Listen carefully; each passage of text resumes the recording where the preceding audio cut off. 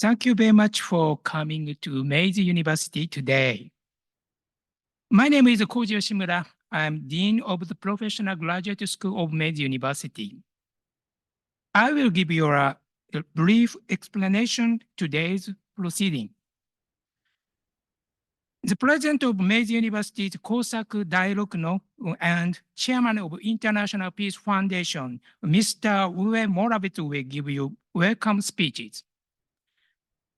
After this, Professor Finn Kydland, Nobel Laureate in Economics 2004, will give a special lecture on peace and economic development in the age of globalization.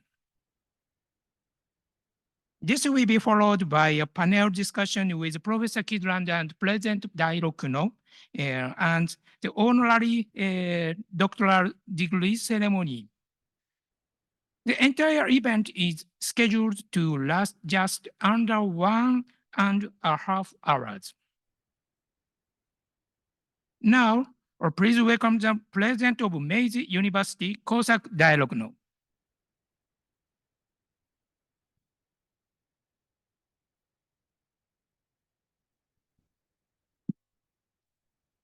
Distinguished guests, esteemed scholars, honored colleagues, and esteemed participants, I extend a most cordial welcome to Meiji University.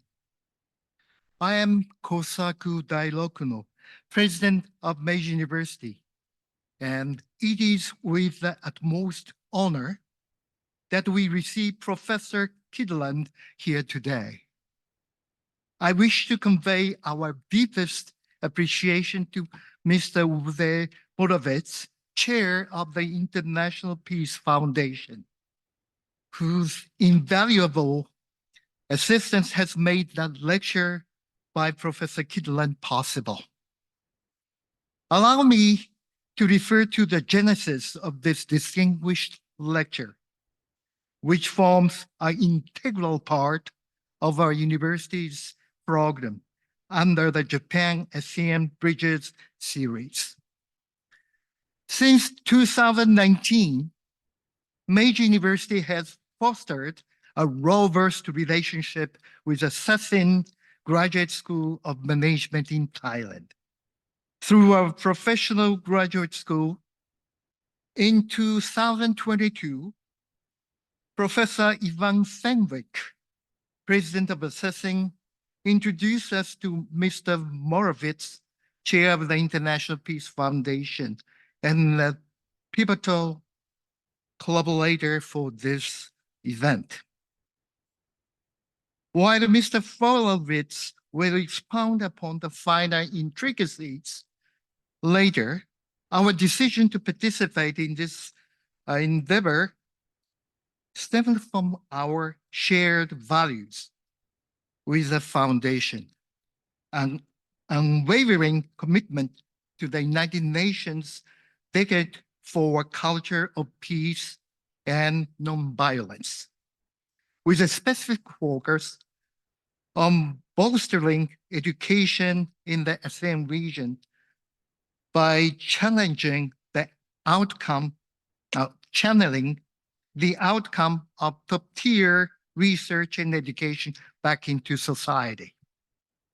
At Meiji University, our mission is to cultivate individuals equipped to confront the challenges that may imperil human existence and dignity, both locally and globally.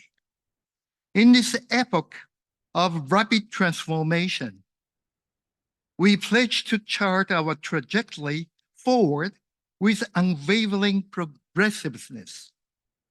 Our objective is to foster an educational and research milieu that empowers every member of our university to contribute to constructing an equitable society wherein the principle of diversity and inclusion reign supreme, unfettered by conventional norms.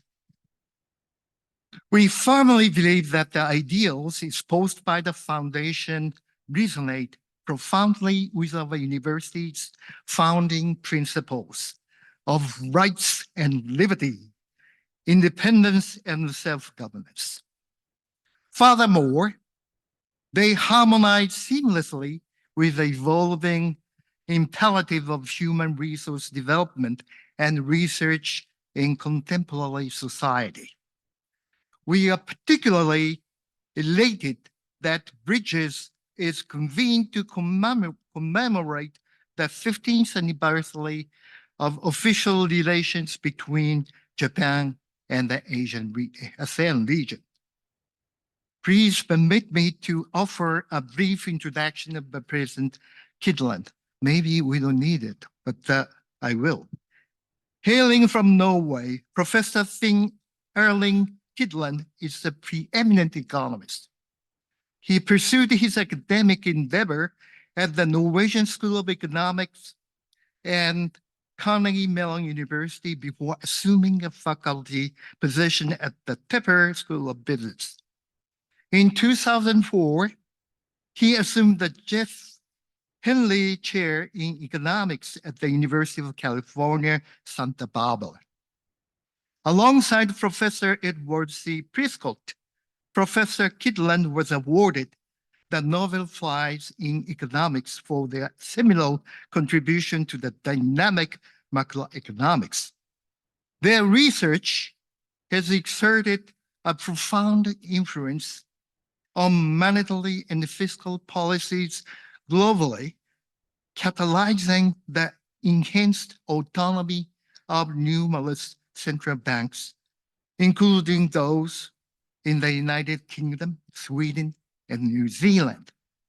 Their seminal work illuminated how technological shifts and supply-side shocks, such as fluctuation in oil prices, can impact investment and relative price movements, engendering short-term economic vicissitude along the long-term growth trajectory. The theme of today's distinguished lecture is peace and economic development in the age of globalization. It is my earnest aspiration that through this event, Meiji University can contribute to nurturing a culture of peace and non-violence, not only within Japan, but all across the ASEAN region. Thank you very much.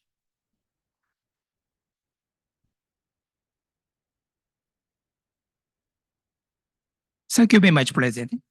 The next part is by Chairman of International Peace Foundation, Mr. Uwe Morawetz. Please welcome.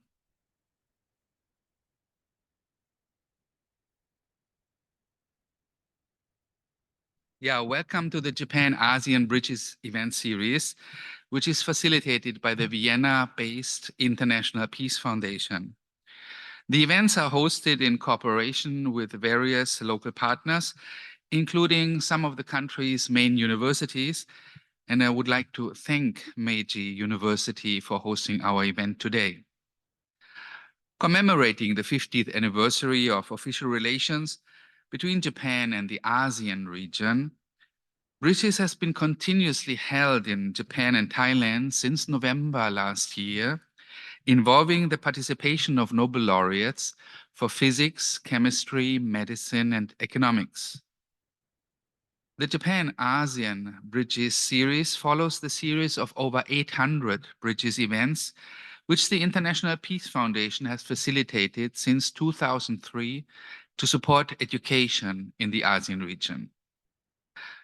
The pluralistic program of Bridges highlights the International Peace Foundation's intercultural and transdisciplinary approach towards peace. The foundation does not take sides, but acts as a mediator by creating an independent platform for dialogue where representatives of politics, science, economy, culture, religion, the media, and youth meet, share their viewpoints, listen to each other, and find mutual ways of understanding and cooperation. The aim of Bridges is to facilitate and strengthen dialogue and communication between societies in Asia with their multiple cultures and faiths, as well as with countries in other parts of the world, to promote understanding and trust. The events aim at building bridges with local universities in Asia to establish long-term relationships with Nobel laureates in all fields, which result in common research programs and other forms of collaboration. By enhancing science, technology, education as a basis for peace and developments, the events lead to a better cooperation for the advancement of peace, freedom, and security in the region, with the active involvement of the young generation, ASEAN's key to the future. This is why Bridges is not designed as a one-time event, but as a continuous progress of synergies of now over 2 decades to make the series of events a sustainable success for Asia as a whole. I am grateful to our partners and sponsors who have enabled us to make the idea of Bridges a reality. I would like to thank everyone present today for taking part in this program.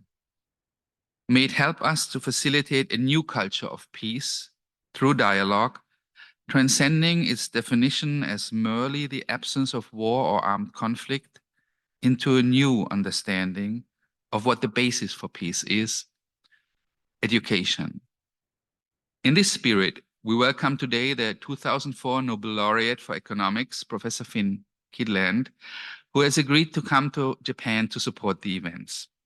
We all look forward to his keynote speech and to his important contribution to build bridges.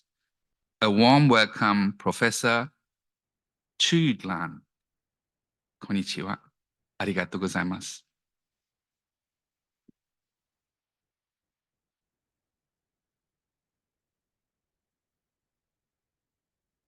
Thank you very much, Chairman. Then, please give a big round of applause to welcome Professor Kydland.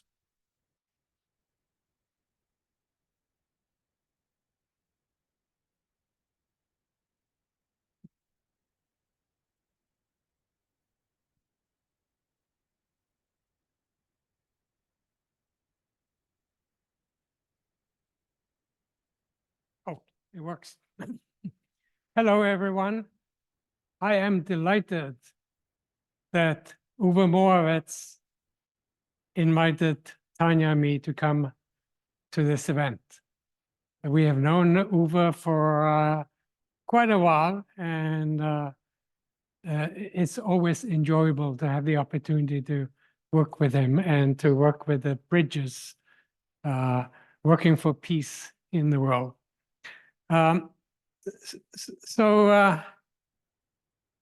I'm going to talk about peace and trade in the age of globalization. As is natural for me, given what I got the prize for, it's important to talk about the importance of consistent economic policy. I'm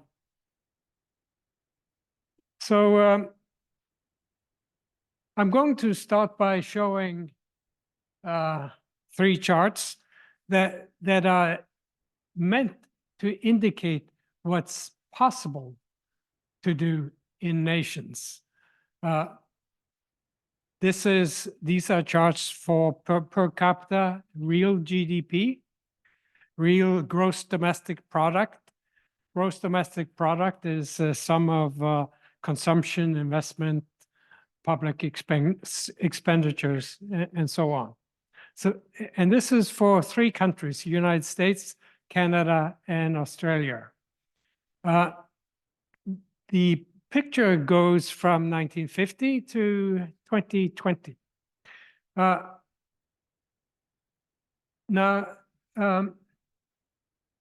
not all countries have done equally well in terms of real GDP per capita. So here's a collection of other countries, and I like to point out maybe 2 or 3 of the most spectacular ones. The yellow curve, that's for Hong Kong.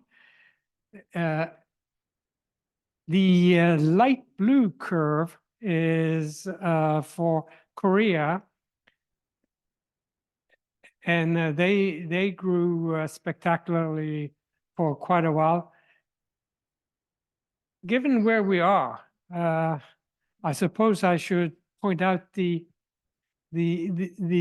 dark blue curve, which is the curve for Japan. And Japan grew spectacularly for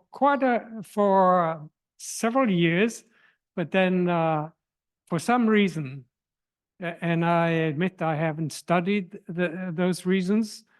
I used to know a Japanese economist by the name of Fumio Hayashi, and he gave me some suggestions as to the reasons.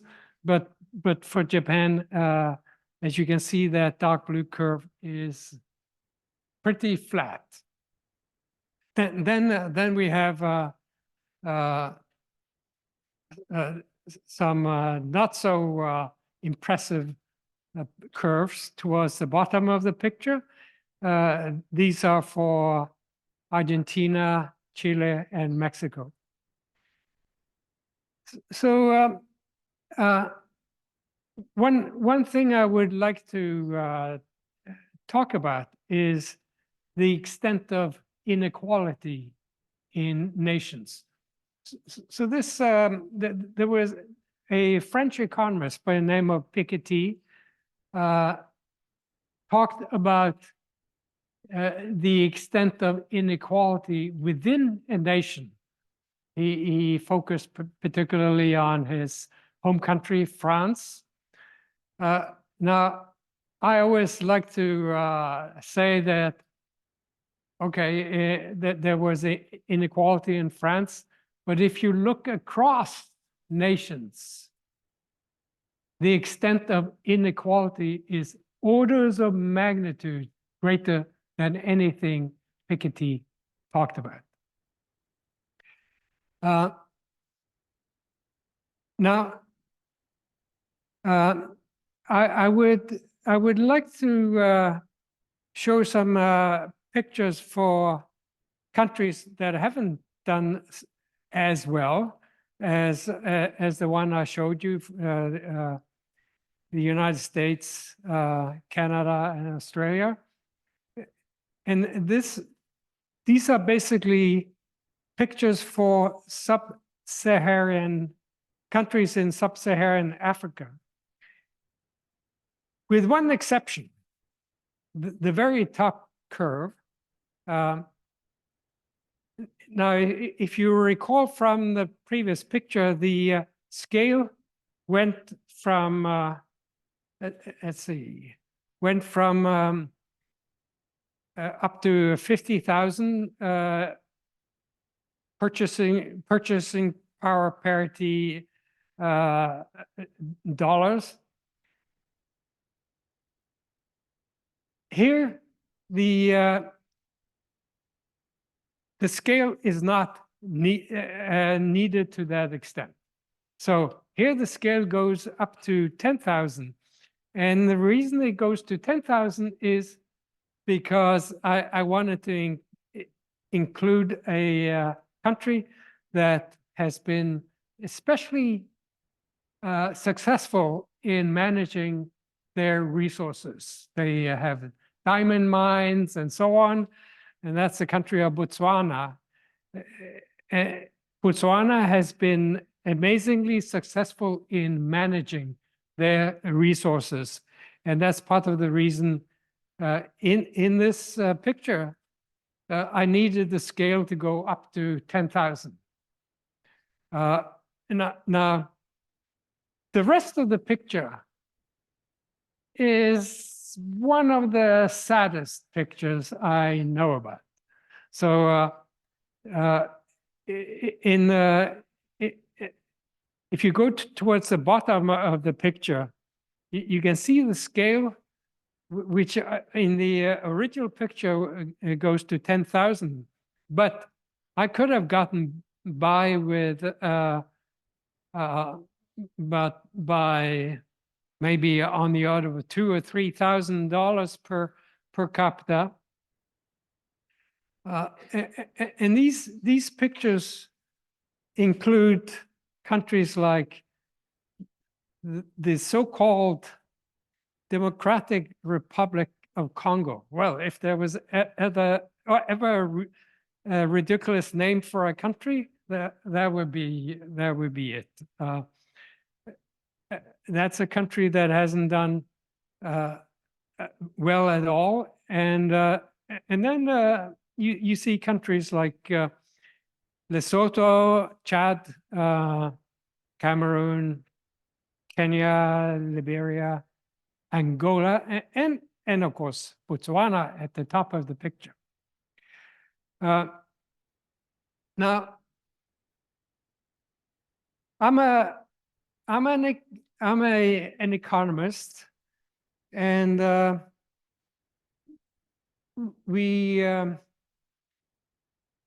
I'm also a professor.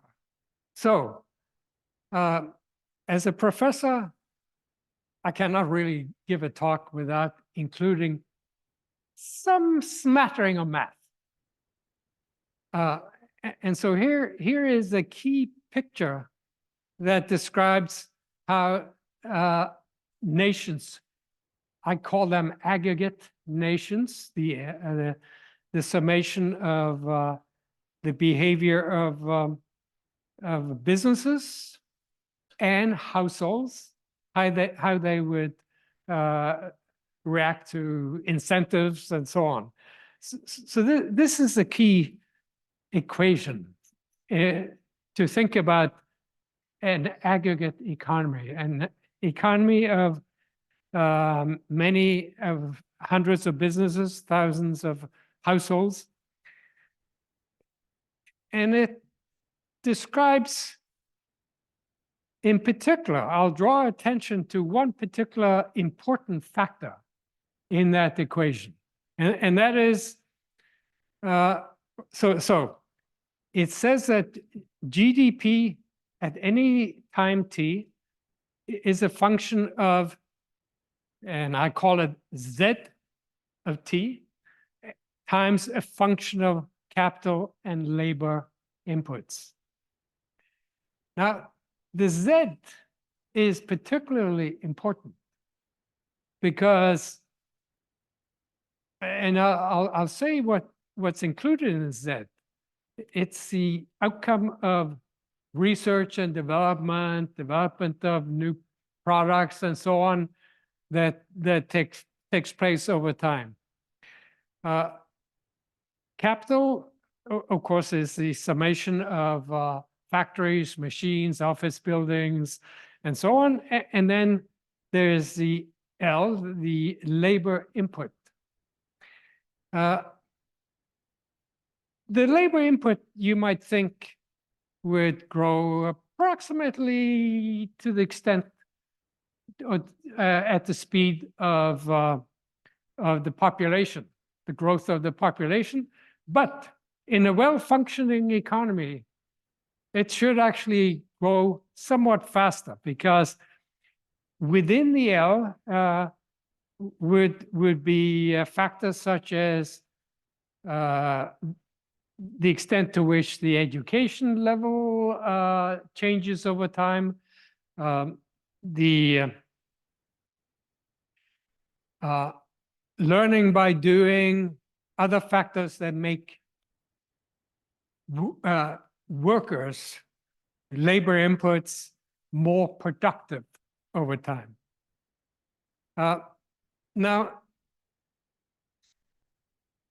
so I would like to draw attention to some countries. And again, this is per capita real GDP for a number of countries: United Kingdom, France, Spain, Greece, Germany, I think Austria and Italy and Ireland. Now, Ireland will be part of the focus of my talk today, because I was always impressed with Ireland and what they did. And one thing they did was they said that they told people from other countries or companies within their country, if you set up shop in our country, this will be your tax rates, not just, so they did this in around 1990, 91. They said, if you set up shop in Ireland, these will be your tax rates, not just in 92, 93, and so on, but they committed themselves to the tax rates for the next, until, I believe, until 2009. And this had a spectacular effect on the Irish economy. For a while, we referred to Ireland as the Celtic tiger. And so in this picture, you see some interesting curves. They're kind of, they're not that diverse towards the bottom of the picture. It includes countries like, I mean, the bottom bottom curve in the picture is Greece, and Greece was among countries that didn't do so well for a while. So I would like to spend a little time on the importance of the Z. So going back to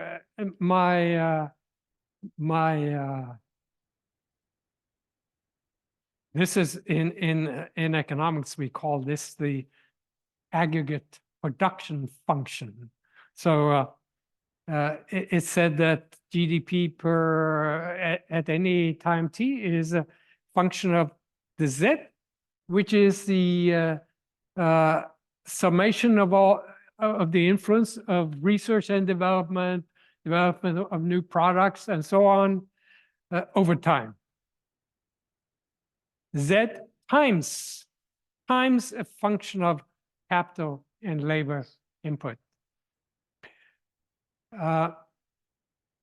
Now, capital, of course, is the summation of the amount of factories and machines, office buildings, and so on at any point in time.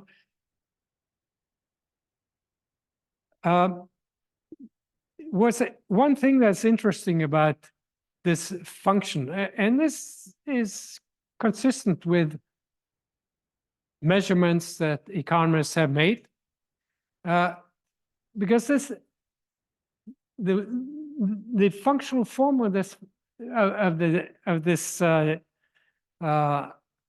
production function makes the Z extremely powerful.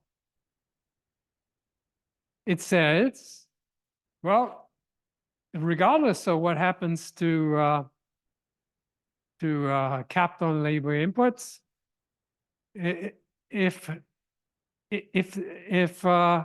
Z goes up by, say, 10%, then the result of the capital and labor will also go up by 10%. Extremely powerful factor.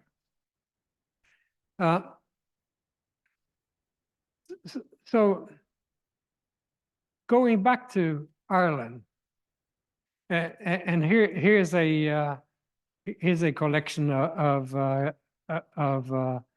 mostly European countries: the United Kingdom, Germany, France, I think Austria, not Australia this time, Austria, Spain, Italy, Greece, and Ireland. The top curve, the green curve in this picture. So at the bottom, the very bottom one is Greece. Not nearly as impressive, and then a mixture of countries. Now, this Z we have a name for it, total factor productivity. And that can be measured. And here's a picture for 4 countries. A picture of total factor productivity, where what you call a stippled curve, the straight line, indicates the rate of growth over time in that index. And when I saw this picture, I was astounded, because it says that in Spain, Italy, and Portugal, suddenly in the around 1990, 2000, growth came to a full stop. Full stop. And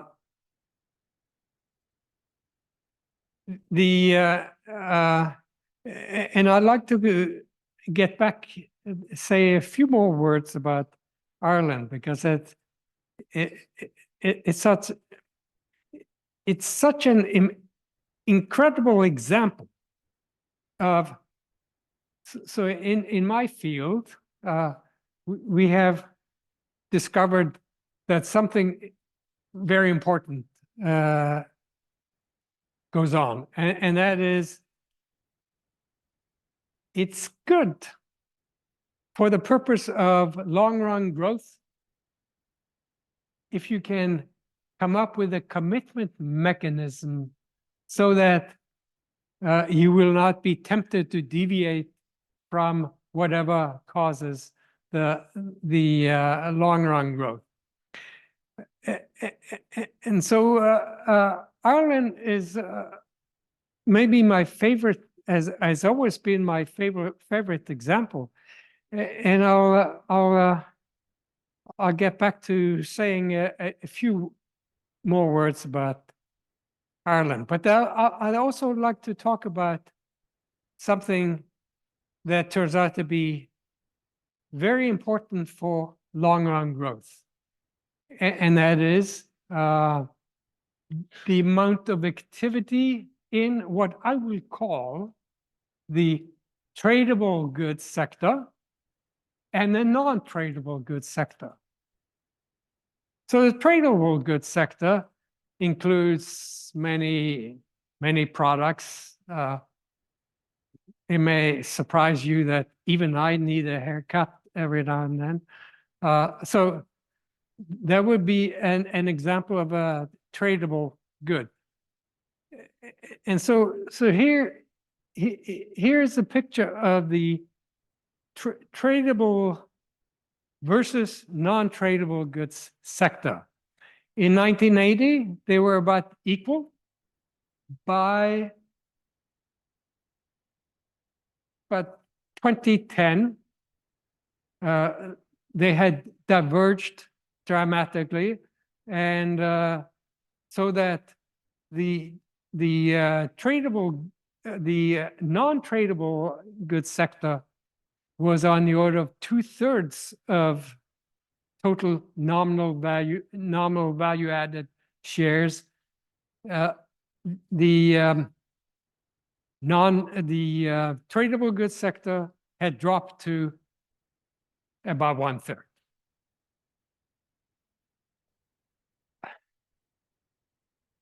So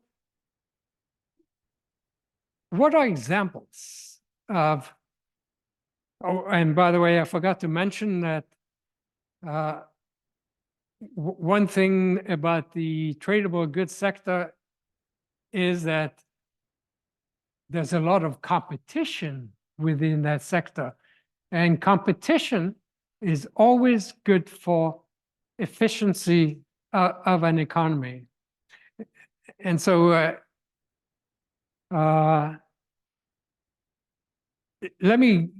you may wonder, what are examples of tradable versus non-tradable goods?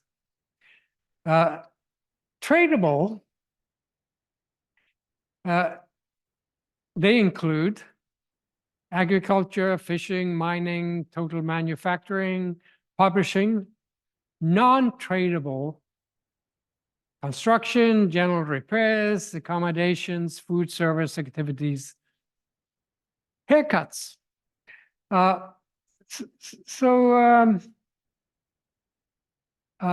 Now, one thing about the tradable goods sector that I find very important is that it means within that sector, there's a lot of competition. And competition is always useful for making the economy work efficiently.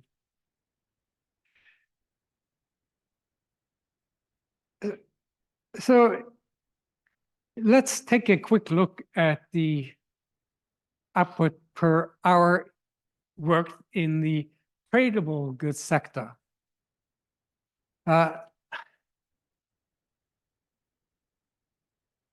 This is partly work with an economist, a Spanish economist whom I work with at the Federal Reserve Bank of Dallas. His name is Enrique Martinez Garcia. And these are 3 pictures we made, but I want you to pay attention only to the blue picture because for some purpose, Enrique and I also made a couple of other curves, and they're not relevant to what I'm going to talk to you about today. So focus on the blue curve. The blue curve, I'd like you to notice that in 1980, it was at the index. I mean, this is an index of these graphs. In 1980, it was at 100. By 2005 or 2008, end of the picture, it had grown to, it started at 100, as I said, it had grown to over 200, more than doubled. What about the non-tradable goods sector? Okay. Oh, so not nearly as impressive. And so again, I'd like you to draw attention to, let's say, 1980. In 1980, the index was at 100. By 2008 or so, it had grown only to 100 and little over 120. Not very much.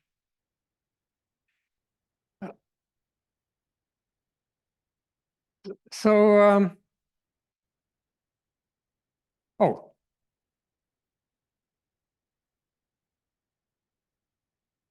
So as I've emphasized, part of the reason that turns out the tradable goods sector is so important is because of the existence of competition in the sector. In the non-tradable goods sector, not nearly as much competition. It turned out, so in Spain, for example, an indication of the lack of competition was, so in Spain, there are several provinces. And for a while, every province wanted their own airport. So now that's not conducive to long run efficiency in the country. Now, given where we are and given who invited us, Uwe Morawetz, I would like to provide a few conclusions. Uwe, of course, is International Peace Foundation. That's what it's called. And one could ask, what's peace got to do with it? Well, here are some conclusions that I think my wife, Tanya, helped me come up with the conclusions. So peace reduces uncertainty. And that's kind of implied in this finding that I discovered, or I helped to discover with Prescott, that this phenomenon about time inconsistency of optimal government policy, which has a subsidiary implication, namely, it's important to come up with a commitment mechanism to make sure that the decisions that promote efficiency, that there's an incentive to keep going with those decisions. And so here's that list to which I referred. Peace reduces uncertainty. Peace promotes trade. Peace allows technological change. It makes it easier to make those decisions that are included in my Z, in the production function. Trade increases growth, as to which I already alluded in my discussion of Enrique Garcia Marquez. And most importantly, growth elevates the welfare of citizens. And the welfare is much of what we care about.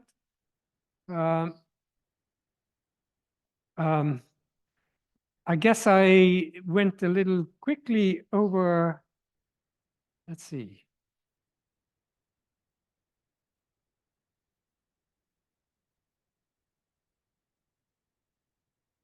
I thought I had a picture of sub-Saharan Africa, but I guess I lost it. Oh, here it is. So sub-Saharan Africa is an interesting case. I already mentioned Botswana and why needed an expansion of the curve to 10,000. So this is maybe the saddest picture I've ever seen, because there are countries. If you look at the one at the bottom, the yellow curve at the bottom, that's the GDP per capita in the Democratic Republic of Congo. And I think I already mentioned that if there were ever a silly name for a nation, oh, okay. I am ready to. I admit I'm not very good timekeeper, but let's see if there's an important picture. I think I've covered everything except for my list of, in case you wonder, what are examples of tradable versus non. Oh, okay. So now what I would like to say at the end is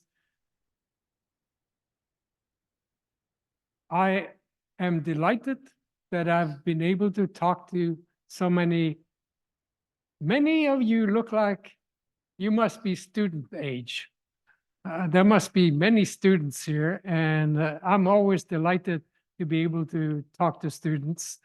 I am especially delighted that you all came to hear me, and thank you very much for your attention.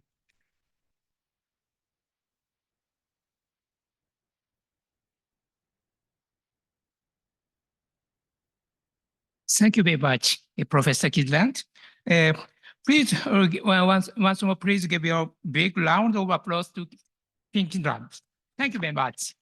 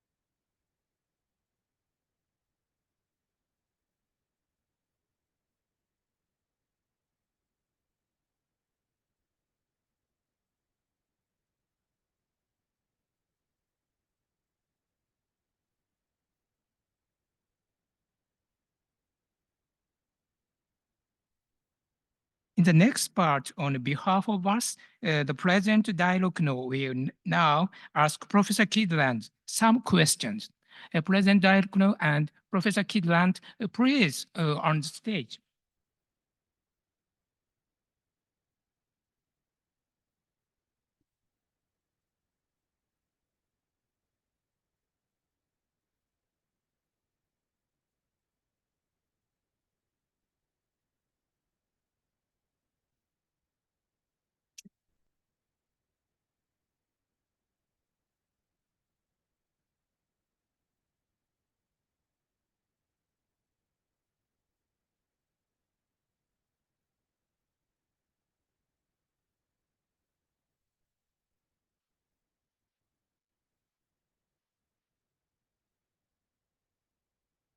Thank you very much.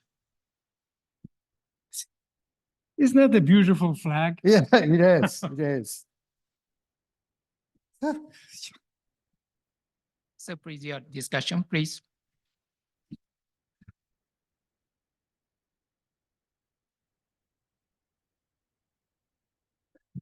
Ben, if I may. Okay. Sure. Well, thank you very much for your insightful lecture. Well, I have already picked up some of the questions from the people, so that I have 3 questions relating to your lecture today. Well, first one is that looking at the trend of the per capita GDP in advanced countries over the past few decades, it seems there is a divergence rather than convergence. Could this divergence be due to differences in the strengths of the non-trading sector?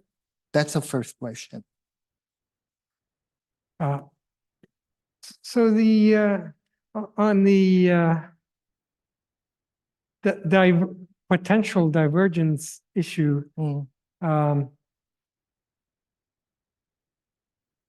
it is. I think my picture especially for a number of European countries suggested that in some cases there appears to the naked eye to be convergence. But then what we know about some countries and especially for Spain, Italy, Portugal, and so on, those pictures showed a fair amount of divergence. Now, what I would say is that the extent to which there's convergence or divergence, presumably it depends on on the extent of incentives within those nations to carry on decisions. I mean, you saw the picture for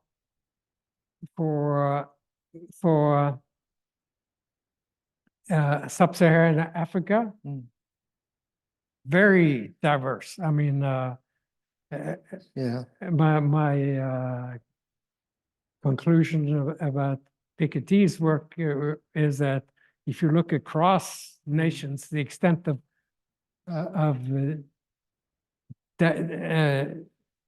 diversions is orders of magnitude greater than anything that Piketty talked about. Now,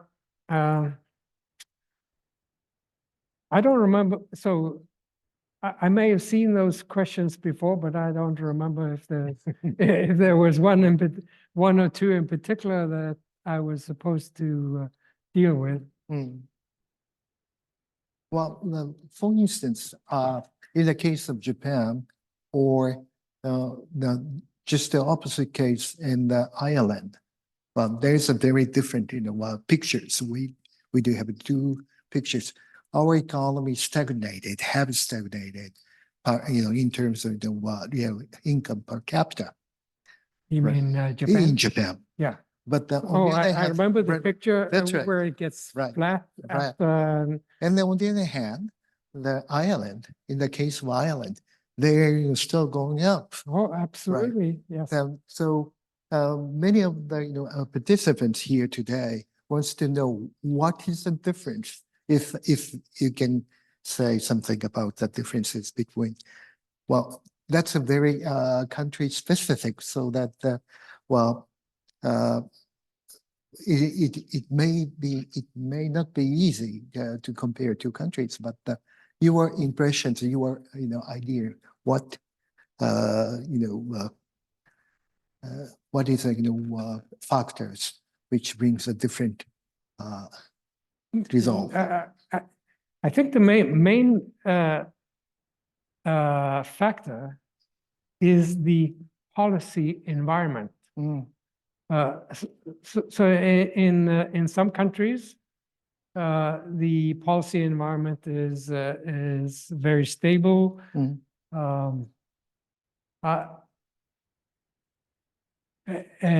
As some of you know, my home country is Norway, and so I'm proud of Norway because,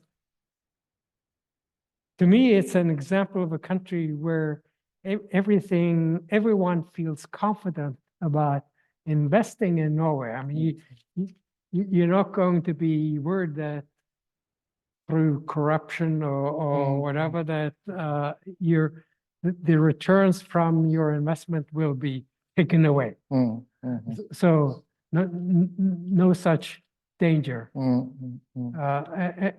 And I think so the policy environment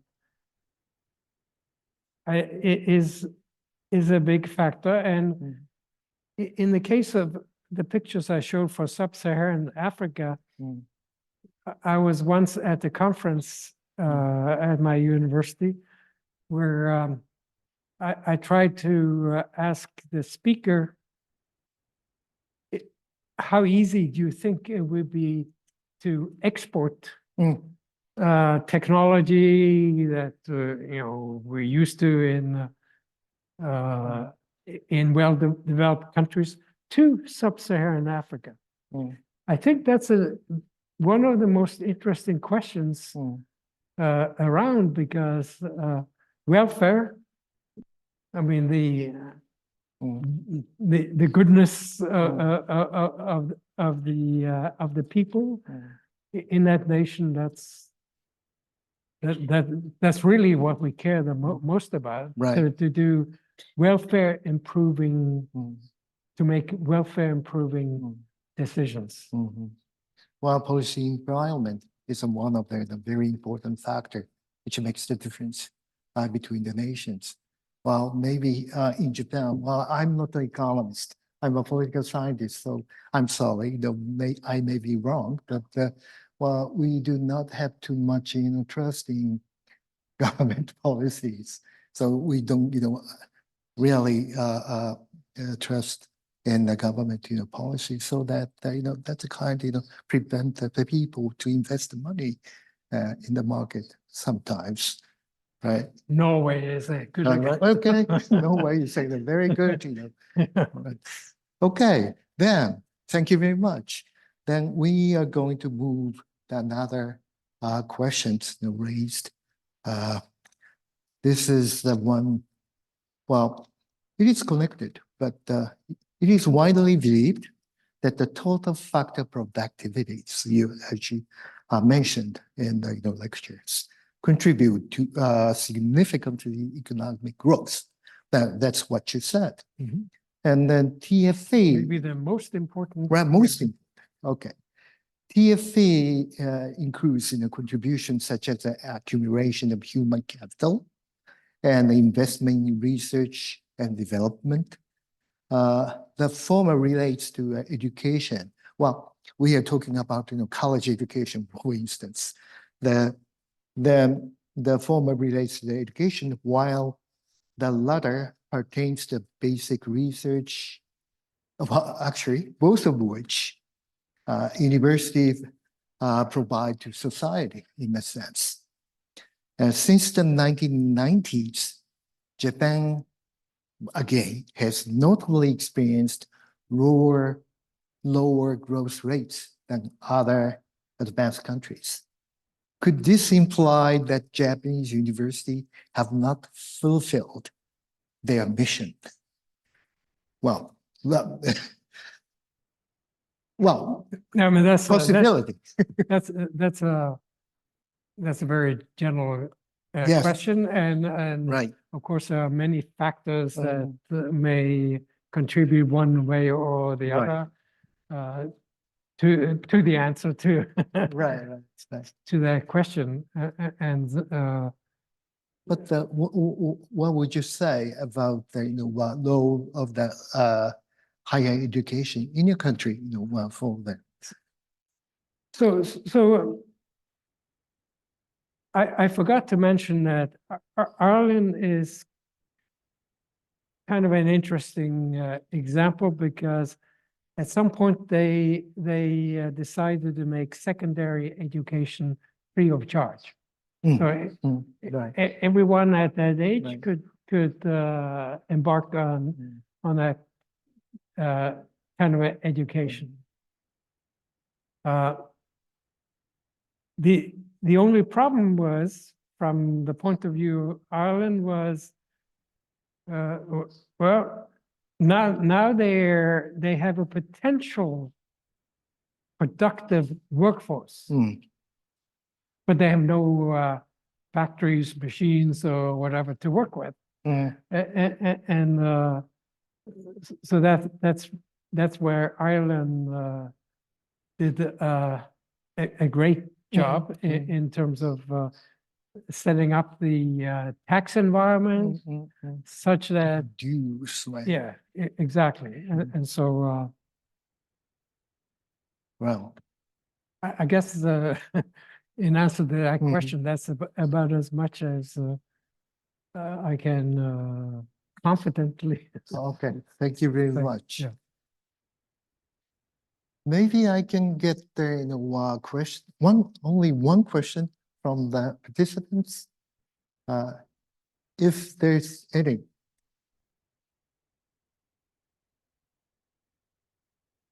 Go ahead. Maybe we need a microphone.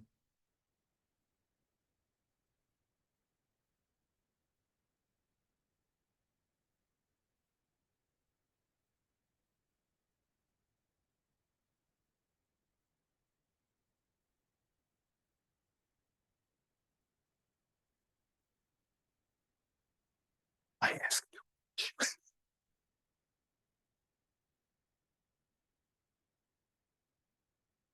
Hello, thank you for the wonderful lecture. I'm Millie from the University of Tokyo, Department of International Study.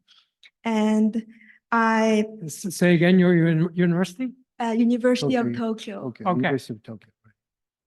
And I read your reading, I read your writing before this lecture, and I really appreciate how you explained why the government would fail using the short-term perspective of short-term and long-term, because government sometimes would compensate long-term effect because they put too much importance on the short-term effect.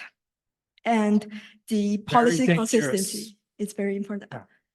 And my question is about COVID-19, because all the COVID-19. COVID-19, yes, because all the nations in the world experienced COVID-19 pandemic, effect of COVID-19 pandemic in Japan also, and in Sub-Saharan America, the US also. And we did many short-term policy, like in Japan, we give many subsidy to small businesses and individuals. And also in Indonesia, like Indonesian government also did free cash transfer. But we don't have perspective of long term, and we're not, I feel like we don't have any consensus what we should do for long term. And I think we should, because COVID-19 expanded a gap. So I want to ask what we should do in long term from your perspective. Thank you very much. Well, the importance is to have that long-term perspective. And the danger you see in many places is the focus on the short run, which turns out to be very dangerous or very counterproductive. And so if you're proposing whatever government agencies you're speaking on behalf of or whatever, to encourage them to make a focus on the long run. That's something I would applaud. Okay. Well, thank you very much. We are running over time, so that we have to close the session right now. Thank you very much. Thank you very much, Kydland. Thank you. Yeah. Thank you very much. Thank you very much, Professor Kydland and President Dialogue. No? And thank you for the good question from audience. Thank you very much. Yeah. This concludes this part. Professor Kydland and President Dialogue, now, would you like to ask your side of stage? Yeah.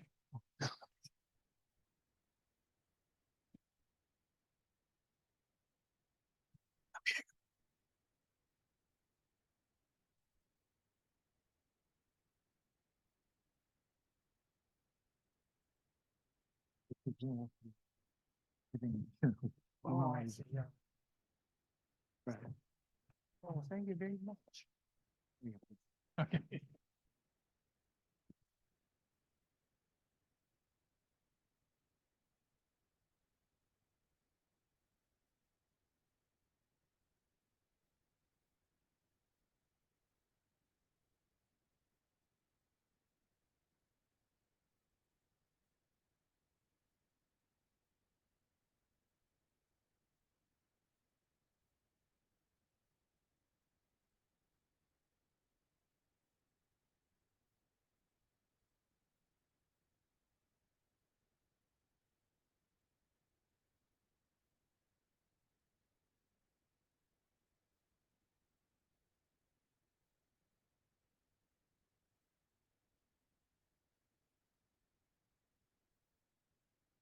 In honor of Professor Kydland to visit to Meiji University and his special lecture today.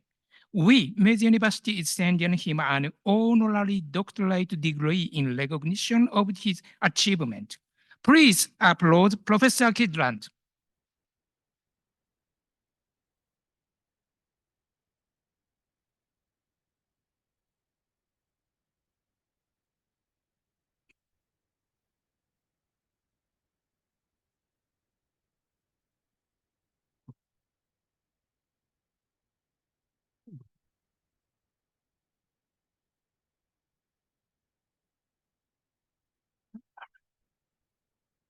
To begin with, the certificate of honorary doctorate degree of Meiji University is awarded.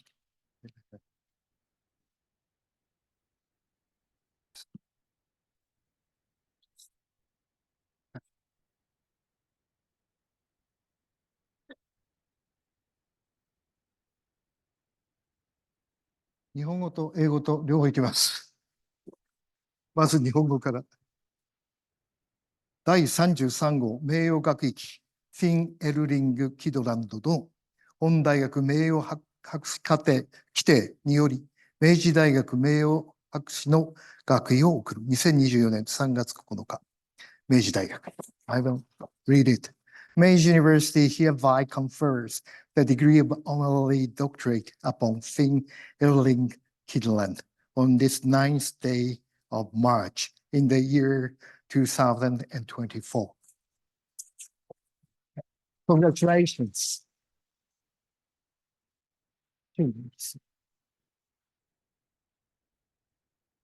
That's a great honor. Thank you very much. Then the medal of the honorary doctorate degree is awarded. Special medal.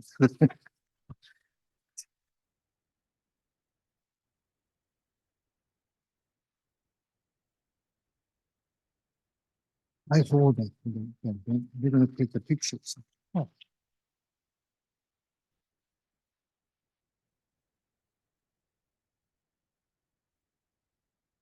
Thank you.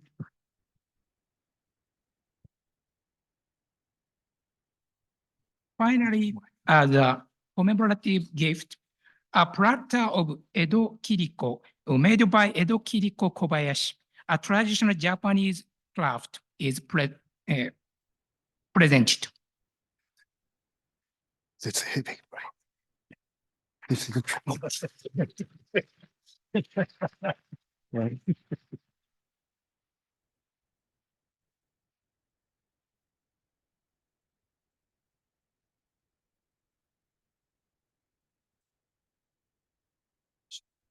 And then finally, Professor Kydland would like to say a few words, please. Just say thank you very much. I'm especially delighted to see so many students here. That's what I like to see. At my university, I love to work with students, and I can't guarantee that all of you who look like students are actually students, but you certainly look like students, and I draw the conclusion that you must be. And so in conclusion, I would like to thank you all for having come to listen to me. And thank you for your attendance. Thank you. Thank you very much. And finally, the President Dialogue, would you like to say a few, more long, Long words? much words, please. Well, thank you very much for coming, today for Dr. Kydland's, lecture. I really appreciate. I'm very happy to have you here today. And his, lecture shed light on the issues and the problems we have right now, the slow economic growth. And so he mentioned about the policy environment. That's one of the critical factors for nowadays. Young people do not really have hope for the future, and they are not so active to pursue their careers.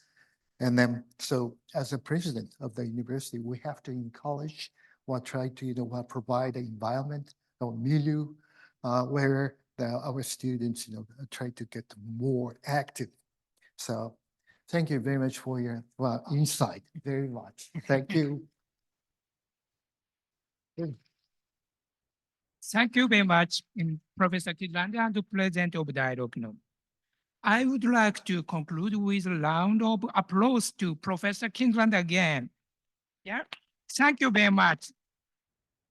Okay. Thank you very much.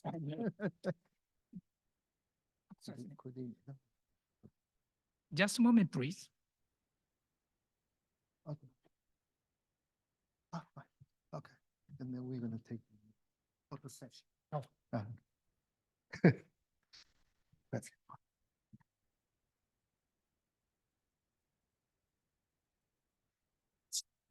In the center.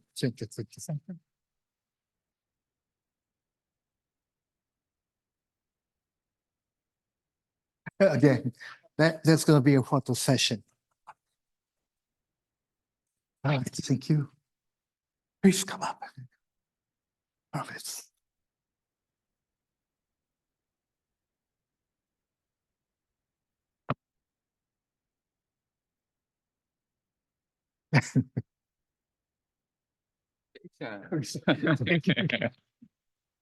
So in the center, with you.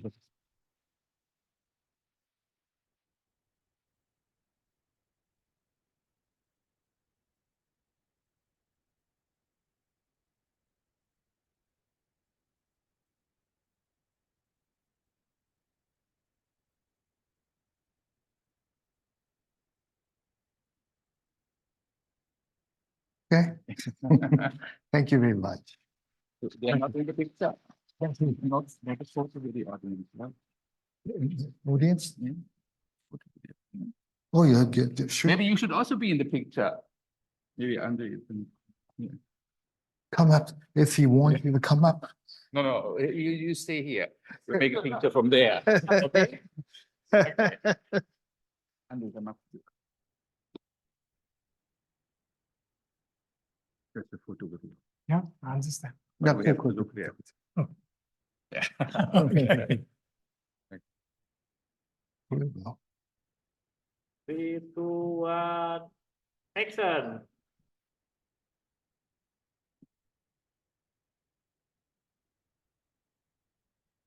Three, two, one.